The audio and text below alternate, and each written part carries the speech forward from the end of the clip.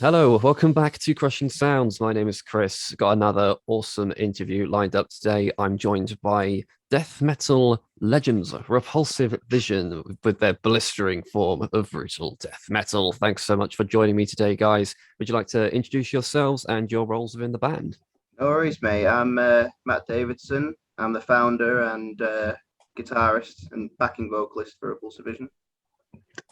I'm Matt Kirby. I play the bass in Repulsive Vision.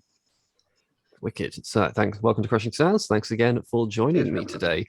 So, obviously, a bit of context before we get started. Obviously, we chatted before Bloodstock Festival, essentially, to try and get this meeting happening. And did I run into you at Bloodstock? You did. That's right. Yeah, just outside the it's like vegetarian burger place. Oh, of course. I think I was having a paella at the time. That's it. Yeah. Yeah, it's good times. Festival paella. Yeah, absolutely. Bunged you up a little bit, but yeah, so yeah, wouldn't be a Crushing Sounds video if I didn't mention Bloodstock straight away, because it's the heart of our channel, really. How did all of you guys go this year? I wasn't there this year. Okay, no problem. How did you find it? I thought it was great. I mean, it was really surreal after all this time. I think that was the thing that got to me about everything was that we've had 2 years of not seeing anyone, and all of a sudden there's 20,000 people there. Also, not to mention the extra day with all them extra bands as well, who a lot of them are friends of ours. So it was really cool to see more bands and more opportunities, to meet people again after all this time. Yeah, awesome stuff. Yeah, it did start to toll on me after 5 days of being around 20,000 people for the first time in a very long time. Any band highlights that you can recall? Svalbard were great. Oh God, it's been so long now. Feels like it was only about 2 weeks ago, but it was a while ago now. Judas Priest, Creator. Svalbard were definitely probably my highlight out of all of it. Napalm were great. But you know what you get with them. Of course, yeah, absolutely. Yeah, it's a fantastic weekend. Forgive me if I'm mistaken. Have you ever played Bloodstock before? Never. No. Is it a festival you definitely want to get to one day? Absolutely. Oh, absolutely, yeah. Yeah, we've done Metal to the Masses a few times, but we've never really kind of got past the semis. So sure. I was going to ask her about if you'd ever considered Metal to the Masses. Which heat which division would that one have been? Cumbria. Oh, of course, yeah. Yeah, awesome. Well, I'm sure you guys will be back up there trying it again at some point, because I'm sure it'd be fucking awesome to play Bloodstock Festival. But yeah, so you guys obviously I've checked out online. You've done shows pretty much here, there, and everywhere, really. Have you you've done any like awesome festival shows, or is it mostly more intimate settings? We've done a few. We kind of grew out of this underground punk kind of and metal scene in the UK, kind of doing the usual venues like the Alma and Unicorn in Camden and all that kind of stuff. Grand Central. Sorry, what you're saying, right? Grand Central, Manchester. Oh yeah. But then we also love doing the festival kind of side of things as well. We did Las Vegas Death Fest a few years back. We did Limerick. So how did you guys cope during like the 2020, basically the year where all bands struggled to do anything? Oh, we didn't really cope. No. Well, we kind of just kept everything under wraps and, behind the scenes, and we've done a lot of writing. Me and Mark talk a lot about how we're going to structure songs and all that kind of stuff. We've both had to postpone gigs. We both have other projects as well, and it has been tough. It really has, Yeah, I can imagine. So according to the central hub, of course, for all heavy metal knowledge, metalarchives.com, your band have been apparently going since 2010, if that sounds about right. I have Mark joined in about 2015, is it? Yeah. Yeah. I remember one of the first sort of big things that I can remember is that Fear Fest in Birmingham, because I've still got the T-shirt. And I was that was your first gig. It's been that long. Yeah, oh God, that must be like 2014, 2015, yeah. 2015. So like when it started, it was more of a solo project. I was kind of in a few bands at the time, and they just weren't doing what I wanted to do. And I was sick of hearing musicians kind of say, I don't want to do that one, or oh, let's simplify it, let's slow it down. So I just started playing a lot of this fast stuff at home, and over the years we kind of had a few different lineups, a few people that weren't really as into it as we were, and then we got quite a solid lineup as soon as it was when Gary, our drummer, joined, probably about 2014, and then I think you followed him maybe a year after that. Mm. And then we got Dan on vocals, who's recently left. But it wasn't until we had that consistent lineup that Repulsive Vision kind of was an entity in itself. It's the lineup that we like recorded both of our albums with. So Yeah, good stuff. So was the sound that you guys have sort of ended up with, did that come quite quickly in the creation of Repulsive Vision, or did it take a while to get to that point? I'd say it's been relatively natural in a sense. You know, I've always been a punk at heart. I've always been really into thrash and stuff like that, and more of the kind of simplified death metal bands. You know, Repulsion, early Carcass, Napalm Death, that kind of stuff. That's always been very prominent in what we do. Obviously, Mark is a more of a progressive kind of musician. So as soon as I started working with Mark, I knew what kind of influences were kind of coming here and there, and also I knew that I could challenge him just in the same way he could challenge me with more structures, like different kind of ways of doing things. There's riffs that are on the second album in particular that you've added like extra harmonies to that I would never have expected. It's just because I like pushing boundaries in stupid ways that really shouldn't be attempted. But yeah, I mean, it's all very natural, and we don't try and kind of look for certain ways of doing things. We don't kind of say we wanted to do this and this and this. It's just how it's come out. Yeah, wicked. So I've checked out your music. It's awesome stuff. Love just no nonsense death metal, really.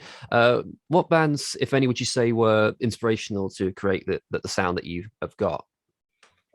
As I just mentioned, a lot of it was like the kind of Swedish death metal sound, as well as the Swedish punk sound. A lot of Driller Killer, and also bands like Disgust, and obviously Carcass, particularly Necroticism, Symphonies kind of era. Probably not as much the harmonies kind of side, but that almost British kind of feel of the riffs. I mean, obviously you can't beat Death and Obituary and Morbid Angel and all these bands that have kind of been there. One journalist said that we sounded like a mix of Carcass and Discharge, and I think that's what we've kind of kept to. I mean, again, we've grown a lot. The first one was very primitive. I say primitive, but kind of very focused more on the punk. This second album's a bit more technical, a bit more interesting than that. And then this third album, we've taken even more of those progressive. It's even more technical. It's even more technical, while also sticking the D beat in there as well. So no idea if Metal Archive is a reliable source for this kind of thing or not, but it claims your lyrical themes are about censorship and socio-political themes. Does that sound about right? Is that more or less what you guys are about?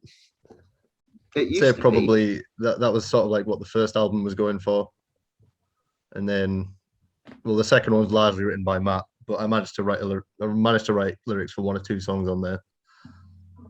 Some of the best on the album, mate. It's just kind of a bit more philosophical. I think what we did with the first one, because at the time, Repulsive Vision itself was based off something that Mary Whitehouse said in regards to video nasties in the 80s. She basically called it Repulsive Vision as she was trying to ban horror films at that point. And most of the songs in that particular album it's about censorship and how that kind of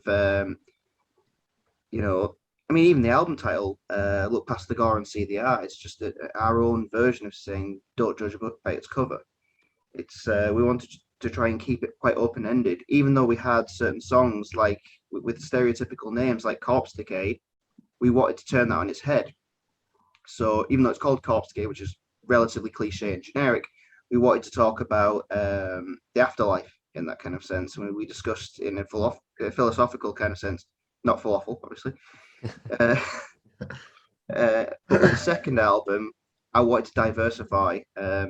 give us a bit more kind of interesting topics. Like, for example, Other Than Divine, that main single is about faith healers. And that was one of the ones that I wrote. The ones you wrote, Stereo of Normality and Blind Loyalty. Blind Loyalty. Which, I mean, they speak for themselves, really. It's, we want to speak about personal approaches and take things from our own experiences. We have a song about karma on there, and nothing was kind of off limits. We wanted to talk about that. I mean, even as we get into this third album, we're considering a concept album about the fear of success. Not necessarily that we are successful as such, but it's that it's quite open to interpretation, the amount of things that we can talk about regarding success and the rise and, of course, the fall at times. You don't use death metal as an excuse not to explore some very important and quite lofty themes as well. Because obviously there's bands like Cannibal Corpse, they're brilliant as they are, but they're not especially deep. Whereas you can't really do that now after Cannibal Corpse has done it. Exactly. No one's really going to top that. Would you guys ever consider like maybe just one off, just do like a dumb Slaughterfest kind of thing? Or is it all about the more interesting topics? I think we tried. I mean, would you say Bathroom Surgery has that kind of link? I mean, yeah. I'd say again, if it was going to be done. I mean, you watch a lot of serial killer documentaries, and I mean, so do I. But yeah, it would have to be probably. I don't know. I feel like I couldn't force myself to write a song like Cannibal Corpse. I feel like Matt would feel the same way, but I can't do it. I'm not really a fantasy fiction kind of writer. For me, when these things kind of come out, I'll be watching a documentary and I'll see what that evokes. Like, for example, Regret. I was watching a documentary on the Anarchist Cookbook, and it was great watching the guy that wrote it, as he's like saying, well, I wrote that when I was a teenager and I don't necessarily believe any of it now. And I've tried for the past 20, 30 years to ban it, but it's impossible with the internet. No matter what happens, as soon as some kind of detail or some kind of media becomes available on the internet, there's no way in hell you can destroy it. It's like a virus. So you'll end up, I mean, the song was about regret. So the first verse talks about him writing it. Second verse talks about him trying to ban it, and the third verse talks about the aftermath and how he can't. It's just there, that's how I write my lyrics in terms of kind of whatever's focused at that point. I like to believe in what I'm saying, and again, it's the punk ethic. It's the political, philosophical side. Bathroom Surgery even then was kind of. It wasn't political, but at the same time, it wasn't necessarily as gruesome as it kind of had more to do with, like backstreet practices, because say in America where people can't afford to have medical care, they're having to go to people who are cheaper, who don't treat you as well, Yeah, awesome stuff. Yeah, definitely. So we briefly touched on it earlier that you guys are based in Cumbria in the northwest of England. I bang on about the Bristol metal scene all the time on this channel because it's amazing. But what's the metal scene like in your neck of the woods? Are there many opportunities for metal bands over there? Short answer, no. Long answer, there's one black metal festival that happens about 20 minutes away in a place called Felfoot Woods, and that's really the only thing that I can think of. Blackwood Gathering. Yeah, so that's pretty much the only kind of local metal festival. I mean, even then, we don't really have any kind of venues that do metal on a regular basis. And I mean, Matt's tried in the past to put stuff on in our town, and largely it's like 20%, 15-20% people from where we are, and the other 80% is from people from away. So yeah. I mean, it's a shame. I used to love doing the Funeral Fest gigs and all that kind of stuff, But again, there's no money in it, and I'm not a wealthy person. It would have been great to be able to do that, but with our small town, there's probably more metal bands than there are fans. Yeah, sure. Like in terms of metal bands, I mean, we've got there's your band, Mark, Redshift. Yeah. You probably know Thy Dying Light. I think so. Yeah. Yeah, Paul Gibson is local to us. So we got there's some more like death metal bands like Severe Lacerations up in Workington and Triverse Massacre. Who else? Thy Demise as well. But beyond that, there's not really that much. There's a few metalcore bands around, but nothing extreme.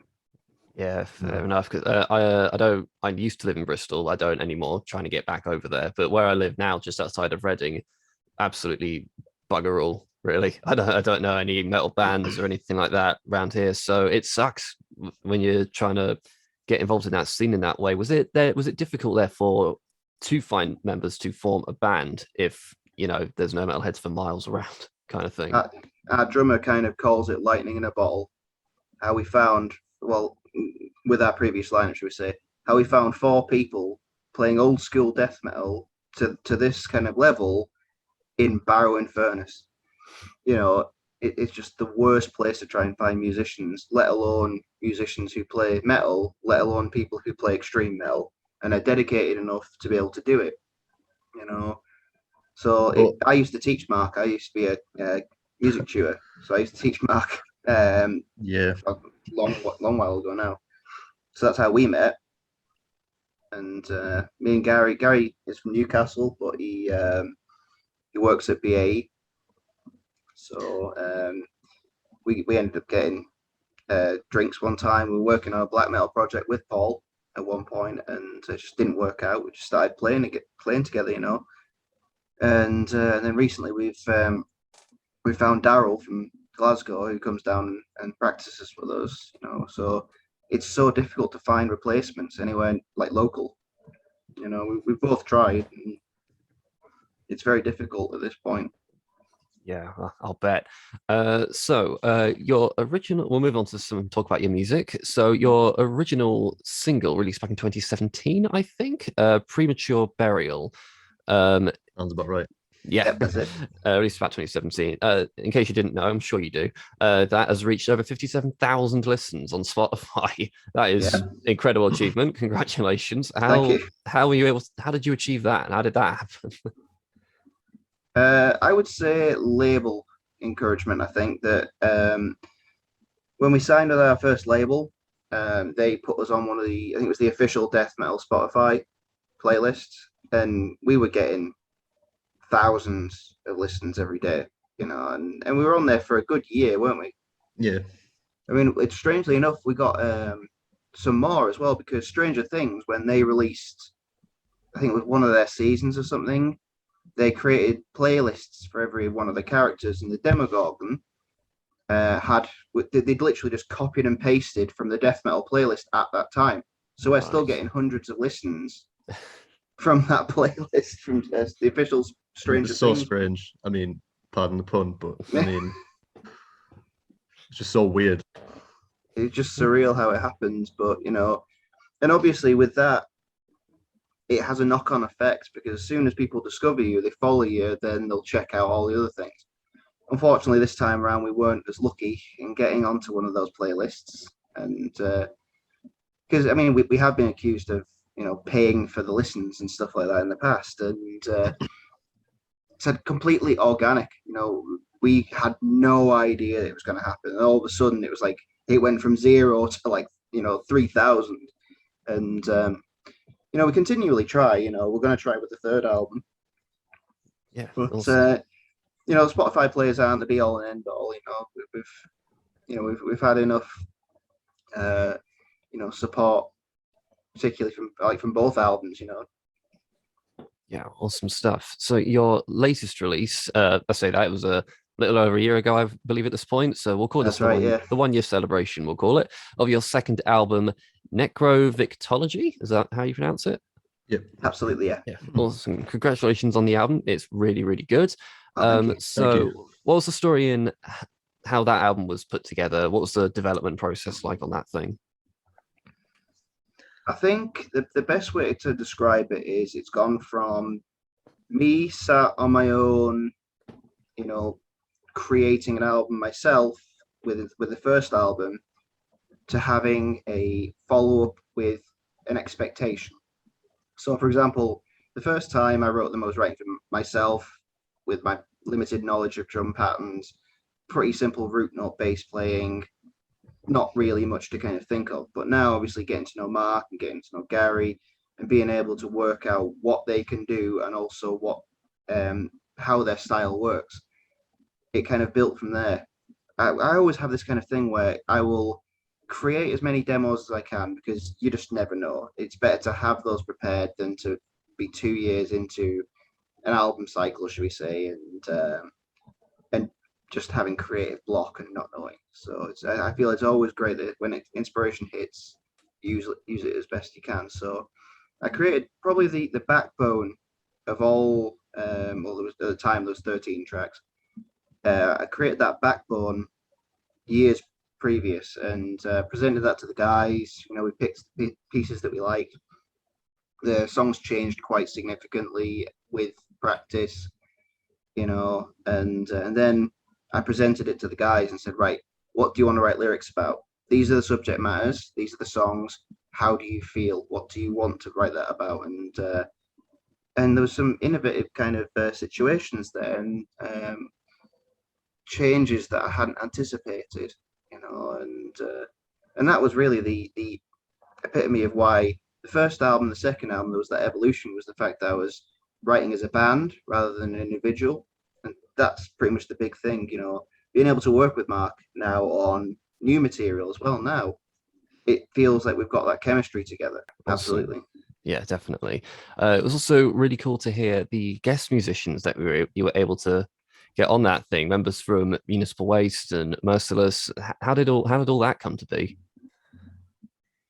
Well, the Merciless one, I've been a big fan of Merciless for a long time. You know, I probably the first death metal CD I ever bought, and it was like in like a bargain bin in Kendal, like, and I picked it up for like £2, and I think I listened to it once. I thought, I don't like this. I really don't like this, and just kind of put it in my collection and forgot about it. So fast forward about 4 years when I actually liked death metal, and I brought it back out again, and it just blew my mind. It was incredibly influential to me. You know, it was so innovative and interesting.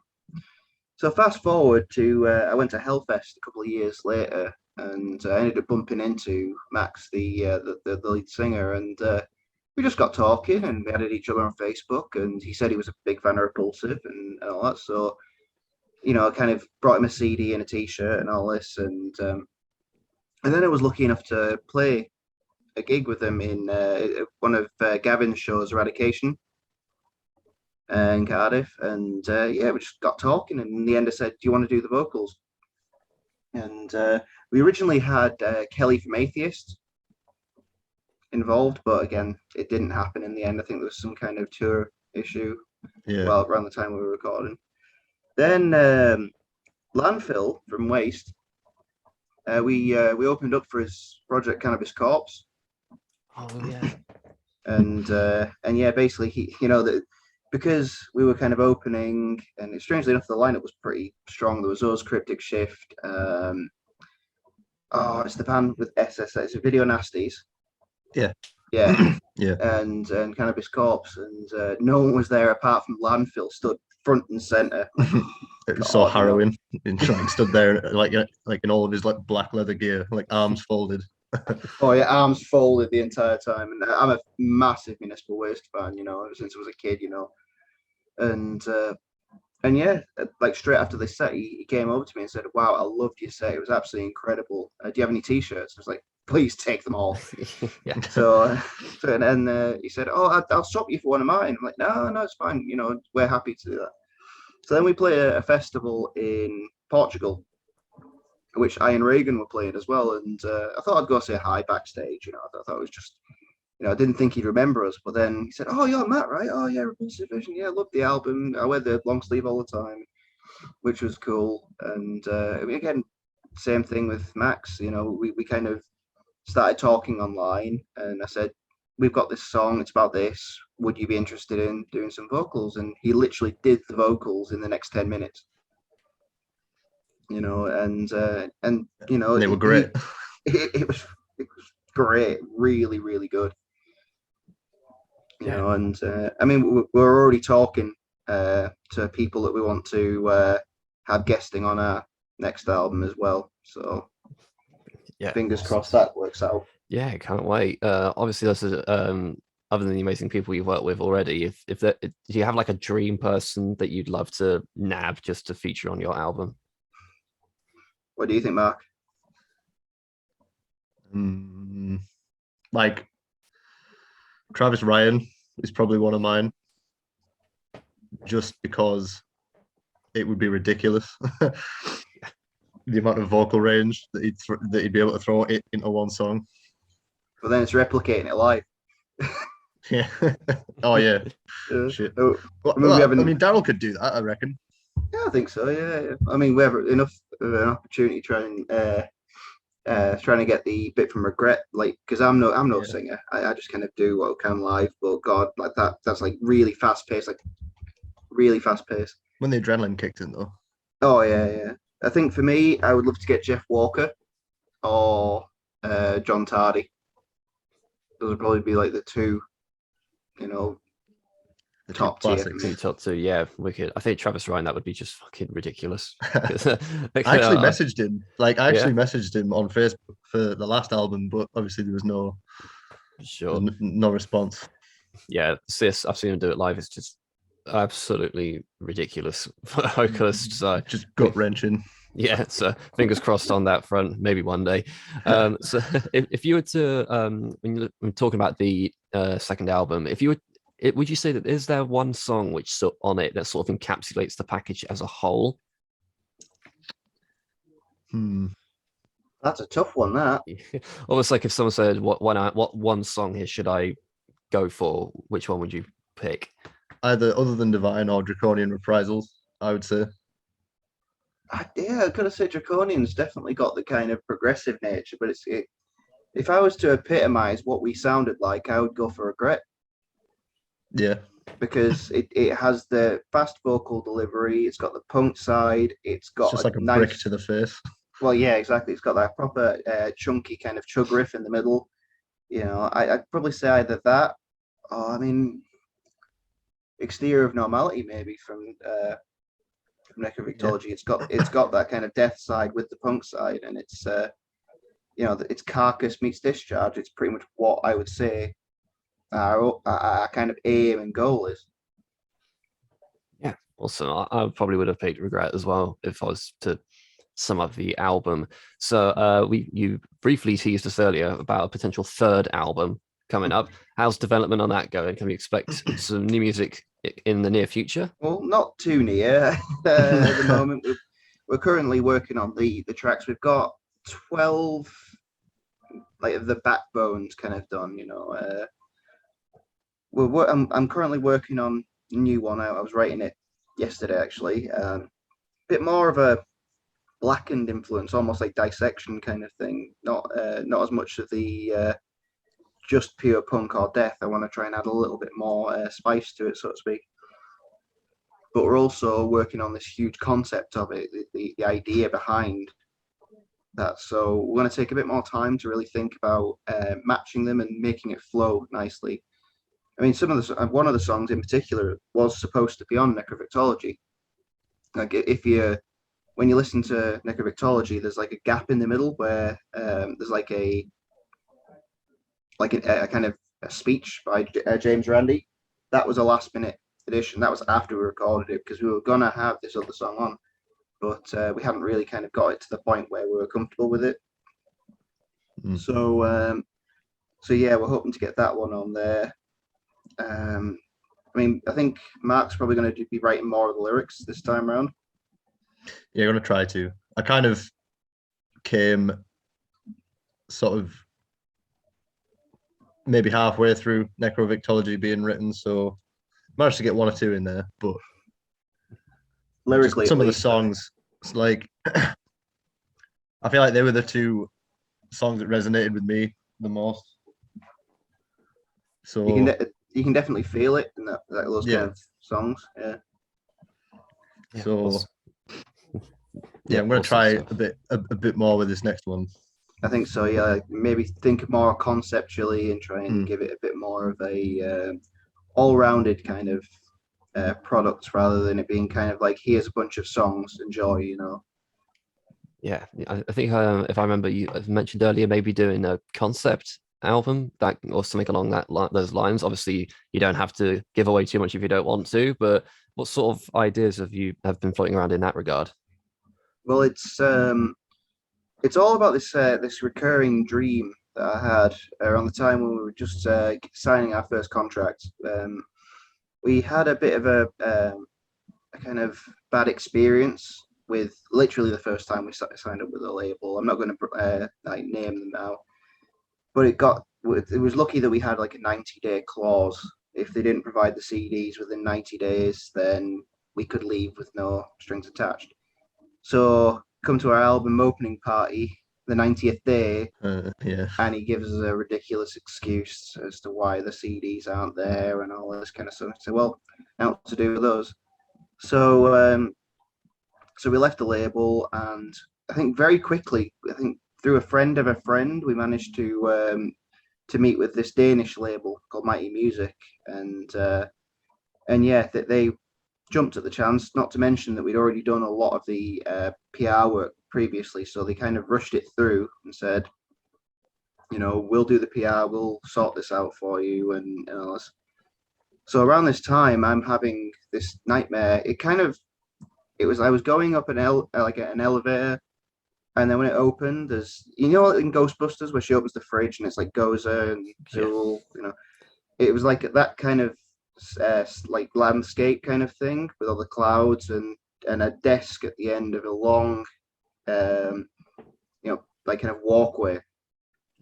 And that, as soon as I got to the desk, I woke up, and I felt that it was kind of something that I was reaching this particular height, this next peak of our band, and I was terrified, and I didn't know whether this guy was, you know, kind of doing the same thing as the last guy. And no disrespect to him, obviously, you know, he did a great job with both albums, because we signed with him again for the second one. And that after that kind of came the concept of acrophobia, which I think we're talking about that being the album title, which is the fear of heights. Mm-hmm. It's we wanted to discuss about kind of like the concept of kind of the greater the height, the greater the fall, you know, and all the things that come about with, you know, rising, you know, between, you know, plagiarism and nepotism. And we've hit upon that on the last album.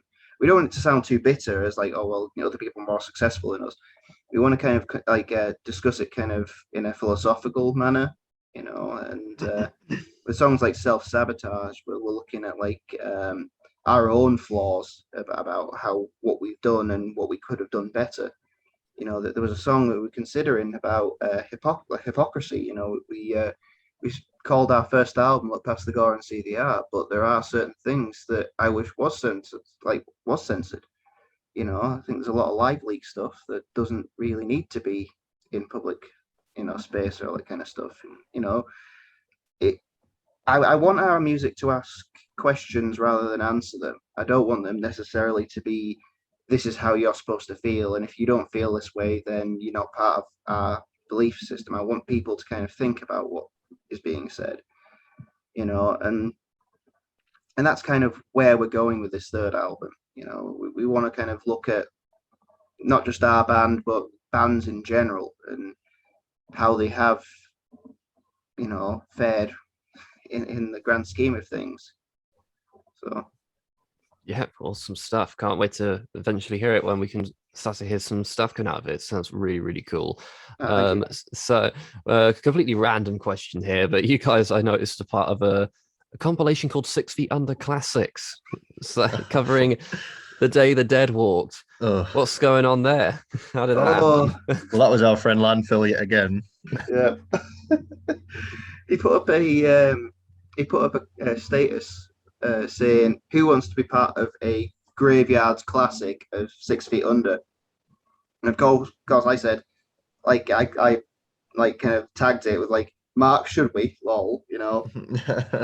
And he messaged me saying, so are you going to be on it then? I'm like, this could be good.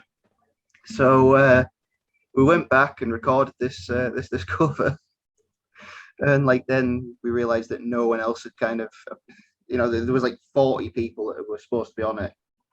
Only 4 people actually did it.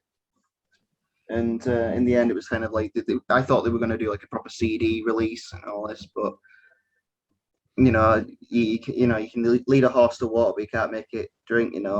So it was good fun, and Yeah, you've got I thought it stories behind it sounded as well. good. The final product was sort of cool, I think. But I think so. well, Yeah, I take it. I mean, obviously, I'm not gonna.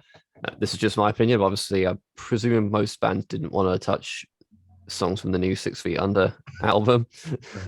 I don't know if you guys have heard it. yeah, Oh yeah, we played with 6 Feet Under a couple of years back. It's no way. yeah, we played this festival in Portugal, and we were kind of like, oh, who's headlining? Oh, how amazing! Oh, who's headlining? Fucking 6 Feet Under. And the thing is, I'm a big Cannibal Corpse fan. And so I was kind of thinking, oh well, they do play like a couple of songs at the end. Let's just wait and see what like. We lasted like 3 songs. I mean, he's bad, man. He is really bad. I mean, you got a cameo off him, didn't you, Mark? uh, yeah. It was like in my head, it was a lot more grandiose than it actually was. So like I bought a cameo from Chris Barnes, basically like it was supposed to be at like the start, like a roast at the start of the album. Like he was roasting himself, but it never ended up getting used. I was like, God damn. Only 24 quid, but still. That's so funny that Chris Barnes is on Cameo. It's Yeah. like, I was messaging him and everything, and he was talking to me. It's crazy.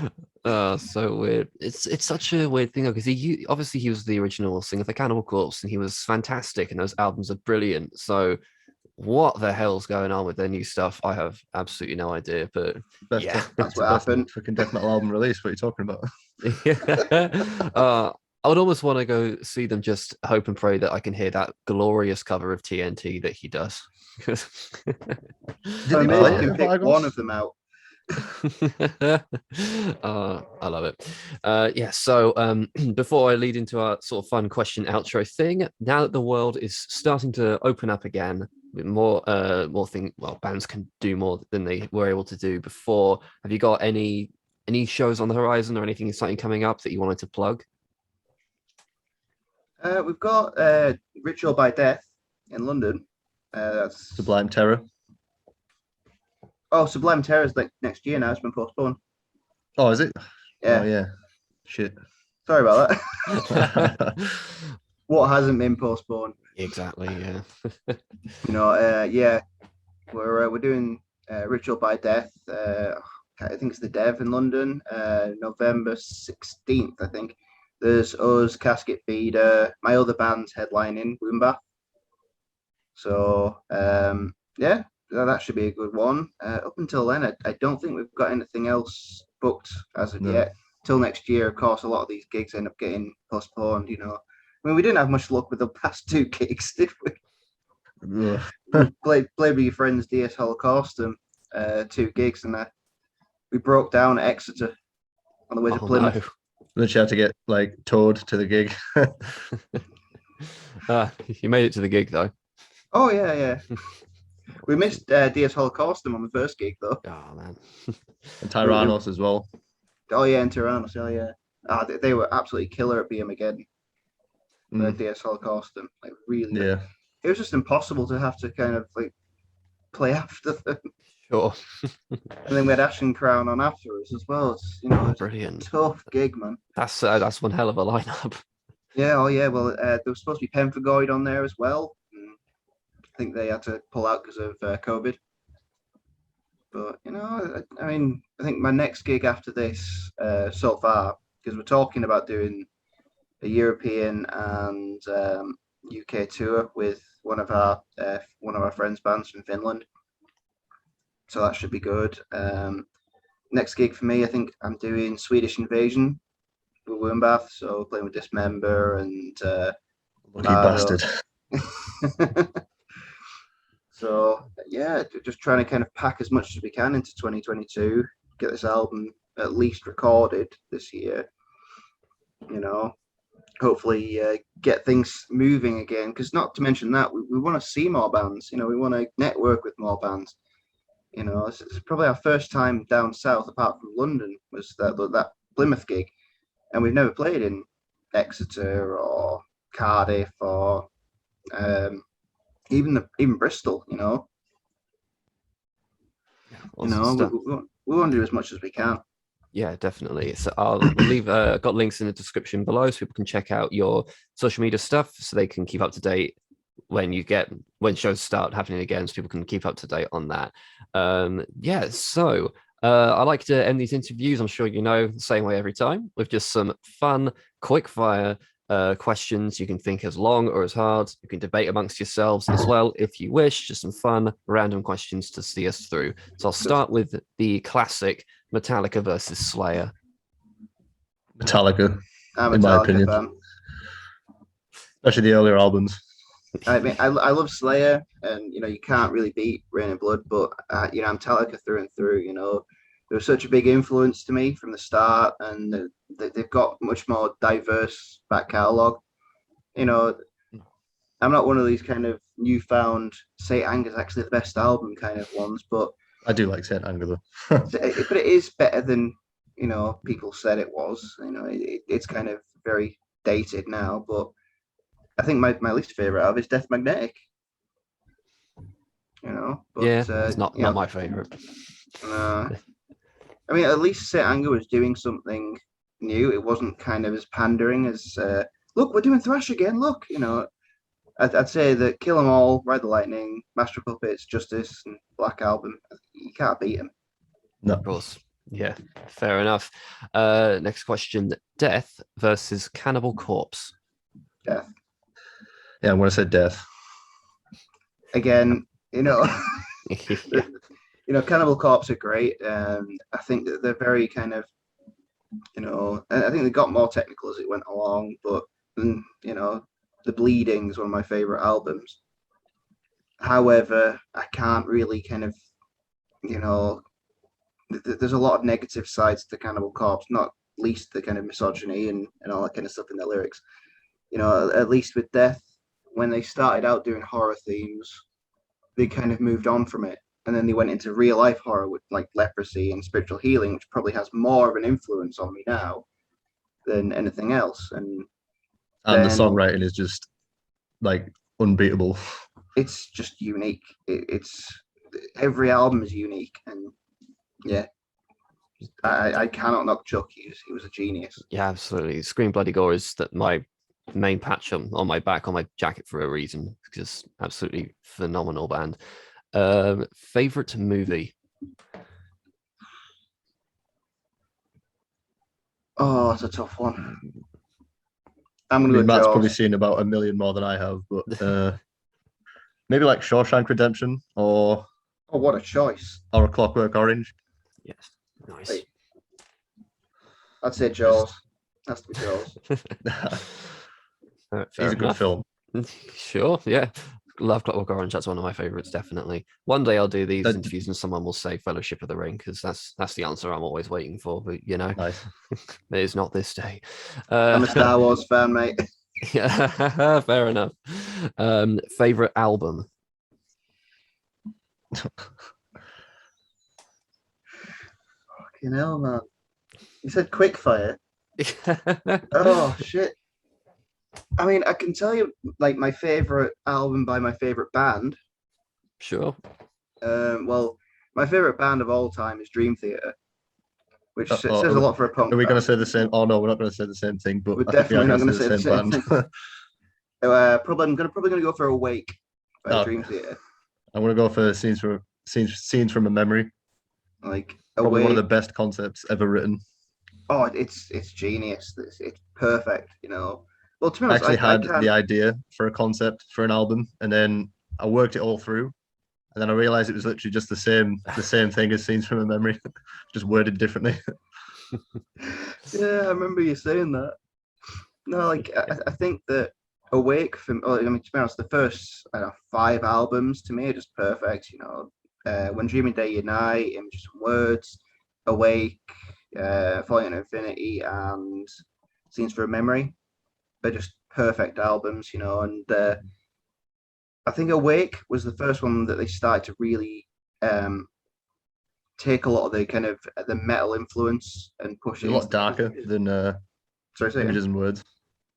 Images was more of that kind of 80s feel moved into the 90s, whereas it was definitely a 90s feel to Awake.